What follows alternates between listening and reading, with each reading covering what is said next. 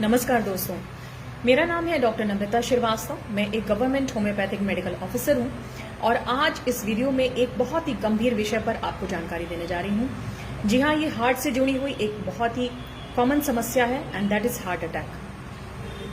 Heart attack जिसके बारे में लोगों को जानकारी काफी कम है, जानकारी का अभाव है और कभी कभार सिम्टम्स को पहचानने में अगर कोई गलती हो जाती है तो ये गलती काफी भारी पड़ती है।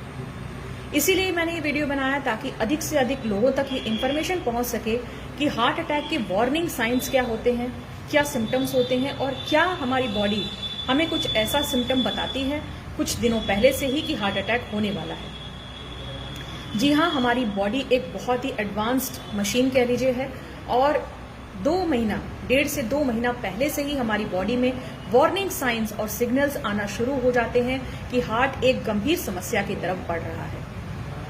इसीलिए आपकी बॉडी में ये जो साइंस और सिम्टम्स आ रहे हैं, ये जो परिवर्तन आ रहे हैं, इनको आपको गंभीरता से लेना चाहिए और उसका माकूल इलाज करना चाहिए ताकि ये चीजें समय पर ठीक की जा सके।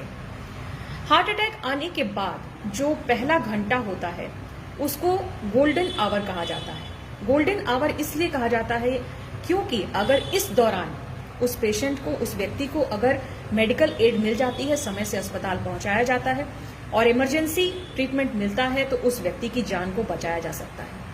आपको जानकर आश्चर्य होगा कि अगर हार्ट अटैक होने के 2 घंटे बाद तक अगर कोई मदद नहीं मिलती तो 85% तक हार्ट के मसल्स डैमेज हो जाते हैं और इस कंडीशन को रिवाइव करना बहुत मुश्किल होता है।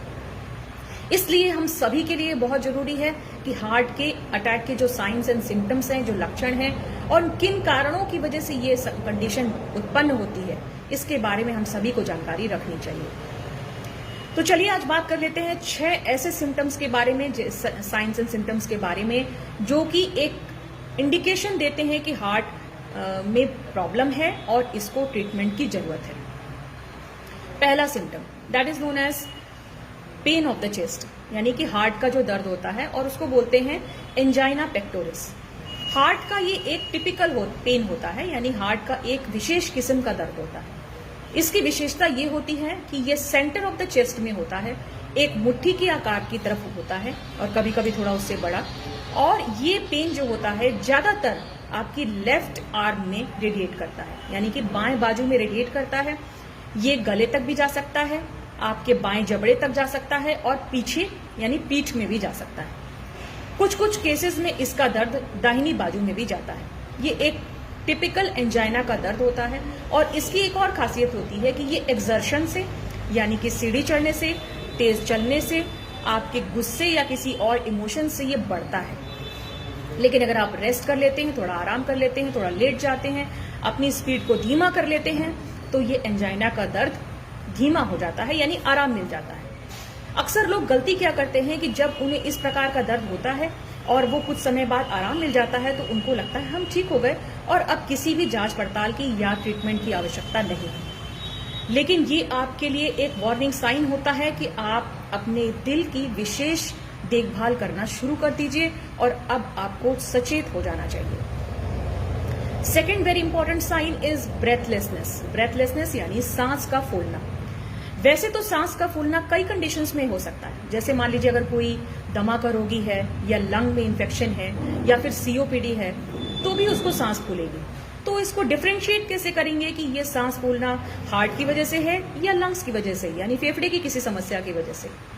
तो उसका एक बहुत आसान तरीका ये होता है कि जो फेफड़े से जुड़ी हुई समस्या होगी, जहां सांस फूलती है, वहां पर बलगम होगा, खांसी आएगी और एक्सरे कराने पर या फिर जांच करवाने पर लंग्स में कोई ना कोई प्रॉब्लम, इन्फेक्शन वगैरह जरूर दिखाई देता है। लेकिन अगर ये सांस फूलना हार्ट की वजह से है, हार्ट की किसी नली में ब्लॉकेज की वजह से है, तो ये एक्सर्शनल होता है। एक्सर्शनल यानी कि अगर व्यक्ति तेज तेज चल रहा है, सीढ़ी चढ़ रहे हैं या फिर उन्होंने कोई भारी काम कर दिया, तब ये एक्सर्शनल ब्रेथलेसनेस होती है ज्यादातर हार्ट के केसेस में। ये एक और इंडिकेशन होता है कि हमारा हार्ट उतनी एफिशिएंटली जितना ब्लड पंप करना चाहिए वो लंग्स को नहीं कर पा रहा है और कॉम्पेंसेशन करने के लिए हमारी बॉडी तेज तेज सांस लेने लगती है ताकि हार्ट को सही से ऑक्सीजन मिल सके। इसलिए ब्रेथलेसनेस भी एक बहुत ही इंपॉर्टेंट साइन है कि इस चीज को सही से चेकअप करा के उसका ट्रीटमेंट किया जाए। Third very important sign is pedal oedema. Pedal oedema यानी कि पैर के टखने के पास होने वाली सूजन।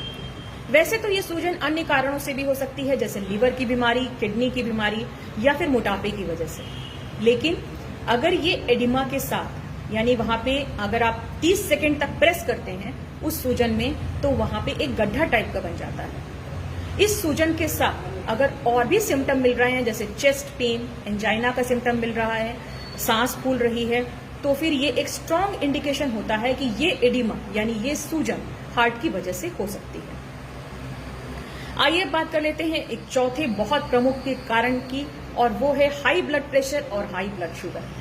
जी हाँ, जिन लोगों का ब्लड प्रेशर कंट्रोल नहीं है उन्हें सचेत रहना चाहिए, क्योंकि धीरे धीरे करके जब ब्लड प्रेशर उनका अनकंट्रोल्ड रहने लगेगा तो उनके ब्लड में कहीं ना कहीं प्रॉब्लम जरूर होगी, क्लॉटिंग होगी, और ये जाके हार्ट की नसों को ब्लॉक कर सकता है और हार्ट के अटैक जैसी कंडीशंस को जन्म दे सकता है।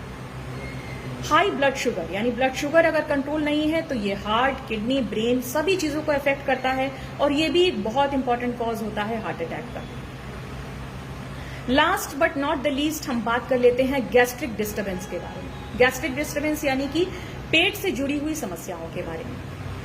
पेट से जुड़ी हुई समस्याएं अक्सर हार्ट के पेशेंट्स को होती हैं। ये क्या जनरल एक बहुत ही कॉमन सी चीज है, गैस बनना, उल्टी मिचली आना, चक्कर जैसा महसूस होना। लेकिन आप कैसे डिफरेंशिएट करेंगे कि जो दर्द हो रहा है, अगर किसी को इस तरीके की प्रॉब्लम हो रही है तो वो गैस का दर्द है या हार्ट अटैक का दर्द है? ये एक बहुत ही जरूरी पॉइंट है जो मुझे लगता है सभी को जानना चाहिए कि अगर इस तरीके का कोई दर्द होता है जो कि सीने के मध्य भाग में हो रहा है, साथ ही साथ सीने में जलन हो रही है, और ये जो दर्द हो रहा है ये अगर बाजू में जा रहा है, जबड़े में जा रहा है, गले में जा रहा है, साथ ही साथ घबराहट हो रही है, सांस लेने में दिक्कत हो रही है, ठंडा पसीना आ रहा है, और इस तरीके के सिम्टम्स आ रहे हैं, तो इसमें इसको गैस का दर्द मान के बहुत देरी नहीं करनी चाहिए। ज्यादातर केसेस में हार्ट के दर्द को गैस के दर्द से कंफ्यूज कर लिया जाता है, यानी उसको समझ में नहीं आता कि ये क्या चीज का दर्द है, और इसी में महत्वपूर्ण समय यानी गोल्डन आवर वेस्ट हो जाता है। इसलिए ये ग्रुप ऑफ सिम्टम अगर कहीं दिखाई दे रहा है जिसमें चेस्ट पेन है, पीडल एडिमा है, ब्लड प्रेशर या शुगर का इतिहास है, और ब्रेथलेसनेस है, सांस फूल रही है, ठंडा पसीना आ रहा है, तो ये एक स्ट्रांग इंडिकेशन होता है कि हार्ट अटैक हो रहा है और तुरंत मेडिकल एड मिलनी चाहिए। एक और बहुत सिम्टम जो छूट रहा था वो है जनरलाइज्ड वीकनेस। अगर किसी व्यक्ति को कमजोरी होने लगे, अचानक से बहुत ज्यादा कमजोरी होने लगे, और उसके पीछे कोई रीजन समझ में नहीं आ रहा है कि आपको कमजोरी क्यों हो रही है, आपका खान पान ठीक है, आप कोई ज्यादा मेहनत वाला कार्य नहीं करते, लेकिन फिर भी बहुत वीकनेस है, तो ये भी कभी कभी हार्ट की बीमारी की तरफ संकेत देता है। और अगर आपके प्रयास करने के बावजूद भी कमजोरी नहीं दूर हो रही है तो एक बार आप डॉक्टर से जरूर कंसल्ट करिए कि आखिर में इस वीकनेस का कारण क्या है। आइए बात कर लेते हैं कि होम्योपैथी में हार्ट से रिलेटेड क्या क्या इलाज है और क्या इसकी दवाइयां होम्योपैथी में हैं। तो जी हाँ, मैं आपको ये जानकारी देना चाहती हूँ कि होम्योपैथ में हार्ट से जुड़ी हुई बहुत अच्छी अच्छी दवाइयां हैं जो कि पेशेंट के सिम्टम्स के अकॉर्डिंग प्रिस्क्राइब की जाती हैं, और उनको कुछ अवधि तक चलाने से काफी अच्छा रिस्पॉन्स मिलता है। जिन लोगों को इस तरीके के साइन एंड सिम्टम्स दिखाई देते हैं वो अगर होम्योपैथिक डॉक्टर से प्रॉपरली कंसल्ट करके अपने सिम्टम्स के अकॉर्डिंग अगर दवा लेते हैं तो उनको बहुत फायदा मिल सकता है, और काफी हद तक वो इस प्रॉब्लम को ठीक भी कर सकते हैं। यहाँ मैं केवल एक दवा का नाम लेना चाह रही हूँ, क्योंकि ऐसे तो बहुत सारी दवाइयां हैं, लेकिन एंजाइना पेक्टोरिस के केस में एक दवा का नाम ले रही हूँ जो कि एज एन इमरजेंसी भी यूज की जाती है और बहुत सफलतापूर्वक एंजाइना के दर्द में आराम मिलता है। The name of the medicine is amyl 9।